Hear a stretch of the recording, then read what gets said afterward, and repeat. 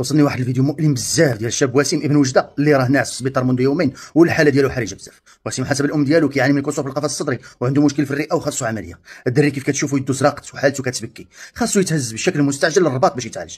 الام ديالو ما كتطالبش شي حاجه من غير ان ولدها يتعامل السلطات بحال الامين. بجوجهم ولاد الشعب وبجوجهم خاصهم افضل علاج. اليوم وسيم خاصو يتهز يتعالج لان رانا عارفين مشاكل المستشفيات، راه الناس خرجت اصلا بسبب هاد المستشفيات. هاد الدري براسو خرج بسبب المستشفيات والدليل ها هو، الا ما طلعتيش للرباط تعالج بقيتي تموت. واخا راه في المستشفى الجامعي ولكن حالته لا تبشر بخير حسب والدته. ما تنساوش هاد الوليد وما ترزيوناش فيه، السلطات خاصها تهزو حتى هو يمشي يتلقى احسن علاج. نخليكم نشرح لكم واحد الحاجه فيت في امين اللي مشى يتعالج في الرباط كرازاتو صطفت مع الحيط باش ترسلو رجليه عاد باش طاح في الارض. وسيم اللي حاليا في حاله حرجه هو اللي فازت عليه الصطافيت ضرباتو وتمشات عليه. فريمون حالته حرجه في السي اش او في المستشفى الجامعي ديال وجده. الا كاين باش نعاونو واخا غير وصل الصوت انه حتى هو يتلقى احسن علاج، عافاكم بارطاجيو الله يخليكم لا فوتو ديالو ولا ستوري فين كاين هذه قبل، فين كاينه لا فيديو فين تمشات عليه صطافيت.